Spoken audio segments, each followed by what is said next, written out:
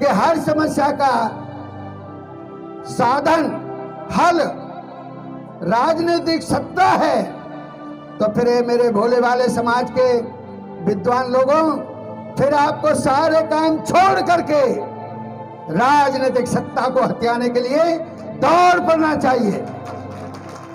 और उसके लिए मैं ही नहीं कह रहा हूं, बहुत से लोग ये कहते हैं कि बाबूजी हम कैसे करते हैं।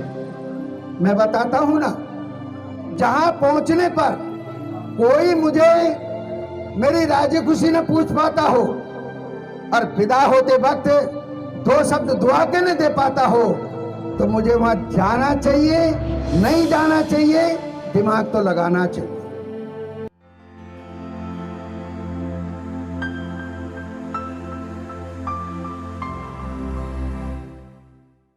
महान है वो शख्सियत जिन्होंने मेरे बाबा साहिब को भारत देश के घर घर तक पहुंचाया। और भारत की तो छोड़ दीजिएगा, इस जमाने की जमीन का जो सबसे बड़ा मजबूत दादा कहूं, ऐसा देश अमेरिका जैसे देश को ये लिखने के लिए मजबूर कर दिया कि the symbol of knowledge doctor B.R. Ambedkar. तो ऐसी शख्सियत को भी मैं नमन करना चाहूंगा। और ऐसी शख्सियत का नाम होता है मान्यवर कांशीराम साहब। तो उस मौके पर जब मैं आपसे चर्चा कर रहा हूं बाबा साहिब की जयंती पर, इस कार्यक्रम में हमारे संगठन के अध्यक्ष, सम्मान के पात्र मान्यवर राजकुमार जी, वहीं पर भैरव सिंह जी संरक्षक, संजय कुमार सोनालिया जी, देवेंद्र कुमार गौतम साहब, नीलम बौद्ध जी, भीम प्रकाश जी, और जिनका मैंने अभी नाम लिया नीलम बौद्ध जी। एक तो सरकार के चैनल होते हैं, मैं उन पर भी डिबेट करने जाता हूं लगभग डेली रूटीन में। ऐसे सोशल मीडिया के मैं तो कहता हूं कि मालिक हैं आप अपने क्षेत्र के, जो सच्ची और अच्छी बात आप तक पहुंचाती हैं। ऐसी नीलम बौद्ध जी। साथियों, जो मैं इधर आप लोगों से कहने के लिए मैं आया हूं कि मैं बाबा साहिब की जयंती 132वीं मना रहा हूं, लेकिन क्या मैं बाबा साहिब का कहना मानना हूं? कौन सा कहना? बाबा साहिब ने एक पावन पवित्र ग्रंथ दिया जिसको संविधान कहते हैं। मैं चाहता हूं एक बार हाथ खड़े करके बता दें मुझे कि क्या भारतीय संविधान मेरे साथियों ने पढ़ा है? कितने लोगों ने पढ़ा है? और इधर आपकी तरह ही ये माँ बहन बेटियां बैठी हैं जो सम्मान के पात्र हैं, इनकी तो बात छोड़ दीजिएगा। जो लोग रोटी खाते हैं संविधान के आधार पर, और मैं 30 नवंबर 2018 को इंटरनेशनल मंच विज्ञान भवन होता है, हमारे कानपुर वाले राष्ट्रपति महोदय थे, बस उनके आंसू ही नहीं आ रहे थे, बाकी दुखी बहुत थे। कहते ये करना चाहिए, वो करना चाहिए। हमने कहा मान्यवर कांशीराम साहब ने कहा है कि मौका मिले तो भुनाओ, ना मिले तो बनाओ। हमने कहा भाई यहाँ तो जाना चाहिए। मुझे मौका मिला, मैंने वहाँ रखी, यही बात रखी कि ये कह किससे रहे हैं। इनके हाथ में तो कलम थी और कलम है, लेकिन ये अपनी बात कुछ कर क्यों नहीं पा रहे हैं? तो वहाँ पर एक बात आती है मेरे विद्वान साथियों कि बाबा साहब ने एक बात कही है। ये माँ बहन बेटियां बैठी हैं और आप भी बैठे हो। बाबा साहब ने कहा है कि यदि आप समाज का कल्याण करना चाहते हो तो आपको समाज को सबसे पहले अंधविश्वास और पाखंड से बाहर लाना होगा, अन्यथा तो क्या होगा। कुशवाहा साहब इधर बैठे हैं, कुशवाहा साहब को ये एमएलए बन जाएं और इनको मंत्री पद की शपथ दिलाई जाए, और जो मंच लगी है वो पूरब दिशा में लगे हैं, लेकिन आपके घर में पुरोहितवाद और पुजारीवाद है, पूरे चुंगल में हो। उसने सोचा, पुरोहित जी ने, कि अच्छा आज ये मंत्री बनेंगे।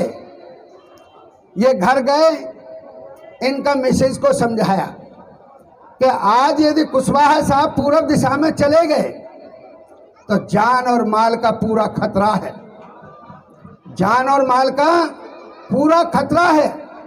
कुशवाहा साहब को डोज मिल गई, बोले रहे मंत्री पद तो बाद में देखा जाएगा, पहले जान माल बचाओ। तो भाई देखो मेरे विद्वान साथियों, मंत्री पद की शपथ तो कोई और लेगा। तो क्या हुआ, तभी तो बाबा साहब ने कहा कि यदि हम समाज का कल्याण करना चाहते हैं तो पहले अंधविश्वास और पाखंड से समाज को बाहर लाना होगा। और ये बात इसलिए ही नहीं है, बड़ा साक्षात इतिहास है। इतिहास ये कहता है कि किसी भी राजा ने कोई भी धर्म राजा को नहीं चलाता है, कोई भी धर्म राजा को नहीं चलाता है, राजा धर्म को चलाता है। इतिहास साक्षी है कि जब ये यहूदी लोग इंडिया में आए, शासन सत्ता में रहे, तो यहूदी धर्म खूब फला फूला। जब इस देश में पारसी लोग आए, शासन सत्ता में रहे, तो पारसी धर्म भी खूब फला फूला। और वो तो यहाँ तक फला फूला कि इंडिया की लड़की को भी ब्याह करके ले गए। कौन? श्रीमती इंदिरा गांधी जी को। और जब इस देश में 620-720 ईस्वी में इस्लाम मत के लोग आए, शासन सत्ता में रहे, तो इस्लाम मत भी खूब फला फूला। फिर सन 1600 में ईस्ट इंडिया कंपनी आई, शासन सत्ता में रही, तो ईसाई खूब फले फूले। अभी 1996 और 98 से कुछ एक मत के लोग सत्ता में आए हैं, उनका सत्ता का असर सिर चढ़ करके बोल रहा है। आप लोग उससे वाकिफ हैं, तभी तो बाबा साहब ये कह करके गए हैं कि राजनीतिक सत्ता वो मास्टर चाबी है जिससे हर प्रकार की समस्या का ताला खोल करके निदान हासिल किया जा सकता है। आज मेरे इस भोले वाले समाज के समक्ष सारी समस्याएं समस्या तो हैं, चाहे स्वास्थ्य की हो, शिक्षा की हो, चिकित्सा की हो, न्याय की हो, स्कूल की हो, पढ़ाई लिखाई की हो, सारा समाज परेशान है। रोजगार की समस्या। और जब बाबा साहब आपसे कह गए हैं, बता गए हैं कि हर समस्या का साधन हल राजनीतिक सत्ता है, तो फिर ये मेरे भोले वाले समाज के विद्वान लोगों, फिर आपको सारे काम छोड़ करके राजनीतिक सत्ता को हथियाने के लिए दौड़ पड़ना चाहिए। और उसके लिए मैं ही नहीं कह रहा हूं, बहुत से लोग ये कहते हैं कि बाबूजी हम कैसे करते हैं। मैं बताता हूं ना, अरे वोट का अधिकार दे गए, वोट का सटीक और सही समुचित उपयोग करें, सारा कुछ हो जाएगा। और देखिएगा, मैं एक बात कह करके भैया समाप्त करता हूं। मैं ऐसे नहीं कह रहा हूं, टीवी पर डिबेट में मेरी बात हुई है सुदर्शन पर। सुदर्शन तो एक मत वाले का टीवी है, सुरेश चौहान का। क्या आप बजाते हो भाई? कोई और भैया? क्या मेरे से जब ये पूछा गया कि क्या आप, देखिएगा व्यक्तिगत बात नहीं कर रहा हूं, टीवी की डिबेट निकलवा करके देख लीजिएगा, यूट्यूब पे पड़ी होगी सुदर्शन टीवी,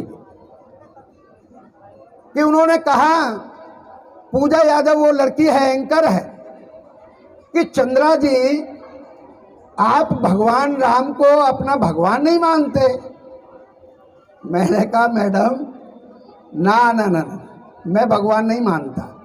कि तो आप फिर के आपके कौन है भगवान? मैंने कहा मेरे भगवान डॉक्टर B.R. अम्बेडकर जी हैं। कि तो फिर आपका ये कल्याण कैसे हुआ?